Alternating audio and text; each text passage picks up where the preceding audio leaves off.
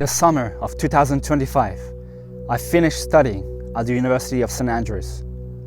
After my education ended, I said to myself this non-negotiable statement. I said to God, I said, never, ever, ever will I exchange my precious energy and precious time for money. I will dedicate myself, I will devote myself to my spiritual gifts, to my creative gifts. And I will not, even for a minute, spend time doing something I don't love to do. You know, I didn't just arrive at this statement.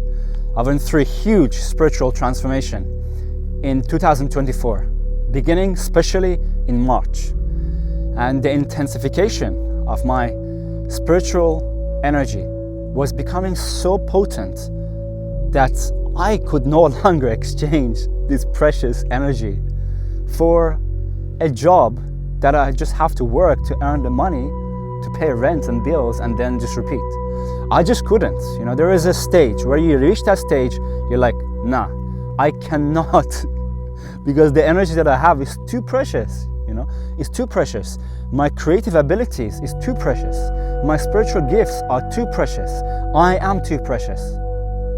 And I deserve to come and just express myself, hone on my creative skills, and not worry about money. You know, I said that prayer, that statement to the universe, to God, whatever you call it.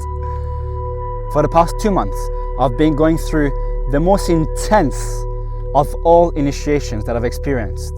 I didn't know where I was gonna live. I thought I was gonna be homeless. I thought I was gonna live in a tent. And I had to rethink everything from zero. And I came up with the idea of living in a dome, in a geodesic dome, off-grid. So I went to this nature reserve, actually near the sports center in here, and I built this dome with the help of a few friends.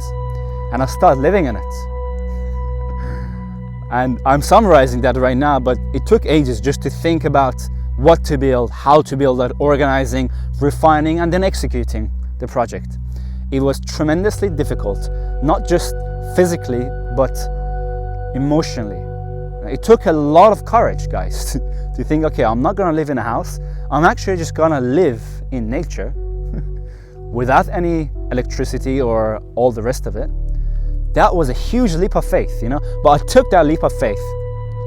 And what happened was, just 1 month after, the landlord finds out the nature reserve happened to have been owned by a landlord. So we get kicked out. And then I'm technically homeless at this point, right? But I'm still saying to myself, look, my gifts are so valuable. My spiritual gifts are so valuable. My services, my healing services are so valuable. I don't want to exchange this precious energy that I have for money. I want to just keep being myself. I want to just keep being myself, my fucking self. And I've been basically just staying at my friend's house after I got kicked out. And today I went to a nearby cave and I've been intensely praying every day and meditating to find a solution. And recently I discovered this chant. And I'm not saying that this chant alone was the reason that led to the solution, to the eventual solution, but I think chanting is extremely powerful. And so this chant is a chant that allows you to invoke the mystic law within. And the mystic law within yourself is the law of power. It's the law that can create things. It can change things, you know? So I started chanting this Buddhist mantra. And it goes like this. Nam yo ho renge kyo, nam yo ho renge kyo, nam yo ho renge kyo, nam yo ho renge kyo, nam yo ho renge kyo. And part of the mantra means I devote myself to the mystic law of cause and effect of Lotus Sutra. And the lotus grows in its beauty from all the mud and the dirt underneath it. And so this mantra came to me exactly at the perfect time where I'm struggling to find a place to live. But it's not because I'm actually struggling, it's because I don't want to work a job that I don't like to do.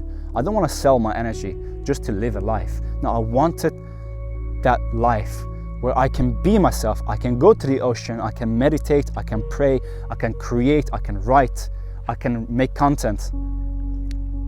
To do me, to be me. And eventually, after chanting in a cave, in a nearby cave, and meditating for a couple of hours, the solution just appeared by itself. And for me, it was a testament to the power of sound, of mantra. Now, the reason why mantra is more powerful than praying, because you see, mantras are sounds that have the key of resonance, vibration. They can cause the maximum amount of resonance.